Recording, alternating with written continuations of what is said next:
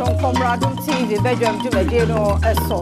Yedu Sono, Ye Badwam Cassia, some of the little Mubia, Ubertini Mampeni, John Dramani Mahama, Aboboniama Hudobia, or GD, say, a bit me Abuama, and Womasia, Ejana Naso, Enra State of the Nation address, and on some who do be a Pimono, and no can we who near the abroad, or Facebook /Adom TV Extra, Go TV at 119, DSTV at 280. Uko YouTube search Adom TV tube kwadom online.com sansemi ni bebre so ewo ho bidi de afia amankwa tamaklu afia ni DMT nsem no enchemu Enra State of the Nation Mampeni John Dramani Mahama edituja na obobo nsem ahodo so mu baako eye nwumasua sebe betimi agina brane ehihye bi ne niema bi osusu se ye ebeboa ye no ode ho nsem etuja. Mr. Speaker, even though Article 38 of the Constitution guarantees equitable access to education across Ghana, 30 years after the Free Compulsory Universal Basic Education FQ program was implemented, its full objectives remain unmet. To tackle this issue, government will redefine the scope of basic education and introduce the Zero to Hero initiative to enhance foundational literacy and numeracy. Additionally, ICT training will be integrated into early childhood education at the basic level. Over the next 3 years, it will be expanded to cover at least 300 classrooms, 30 centers of excellence, 1,000 teachers and district teacher support teams, focusing on the teaching of mathematics and literacy. This year, the Ministry of Education will fully implement a new curriculum for senior high technical schools and STEM schools, introduce a standardized national sign language for hearing impaired learners from kindergarten to SHS, and review the kindergarten and primary school curriculums. To increase access to quality education, we will scale up our social intervention programs like the capitation grants, the feeding grants for special schools, and the government's BECE registration initiative. Mr. Speaker, to promote inclusion and equity, the government will enhance and resource the Islamic Education Unit to recruit more Islamic and Arabic tutors for English-Arabic school. Mampeni John Dramani Mahama neguso kasa na wenso washabo kire se omei yensika samonto to ye no a ebubu ne mu no behwe na timi agina yie pa na tumi aboa nso ama odihye bia enya no ho kase no etoso.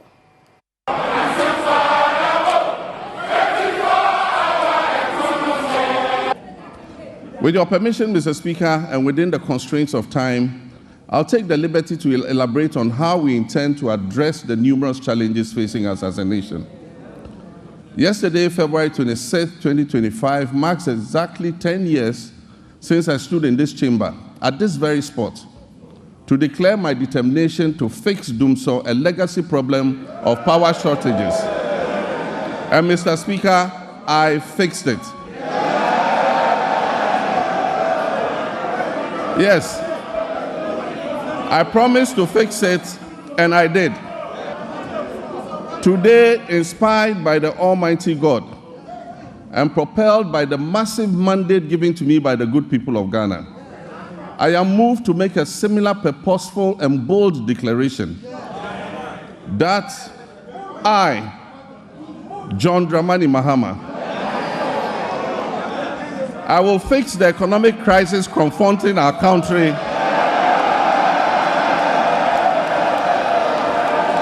and reset it on a path of growth and prosperity.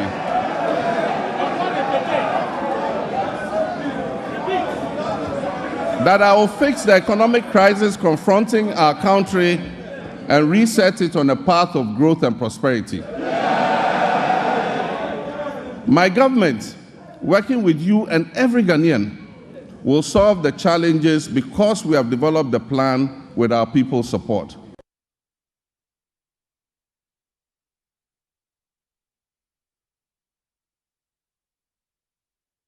Now, Mampeni, the State of the Nation address, to Jawie, Yerbrashabeja, for Fanny Afano, Mumuche, Ubia, and you who no fire in TV.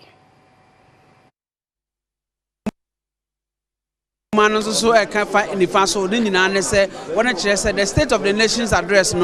ebi abre ebinom gide se eye no ebinom so enye yenhwe adusuya ne omampani eka fa ho the omampani he got the number wrong beneficiaries are benefited free SHS anya 3.4 said the omampani Mahama kan no 3.5 million beneficiaries me when say omampani I crado say despite challenges our be hu no obetimi adane niama e see the right path. Chance yesake almost say ya employ almost a lot of the agenda 111 hospitals be about 5 or 6 are ebe started yesake almost call for yeah me hu say but some his excellency aba kan nyina campaign promises and some president kan dey meetie no na mani age na mere anso asan aho kire ye mpanyimfa kire mfie bebre na obi de na mfie nwotwe pe abaya ne de aye na chese awe ho pa yi mani Mahama oje tugande no oye yije sempa papa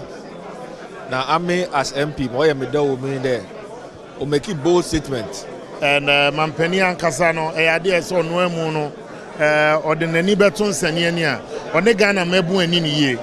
through the actions of the chief of staff me de anya me nwanwa kra President John Mahama yakana asem no dada na enya fufuro bia sector wo hwe eka aye no so adokro yen e wo ho no mo em se ye ka Akufo Addo legacy a eyeka legacy na no Ghana for ebe appreciate the true state of the nation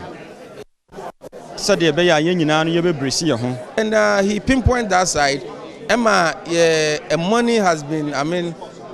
voted for $10 billion US. I said you create atua pansama na semina ne so mpese obeye opanyin bia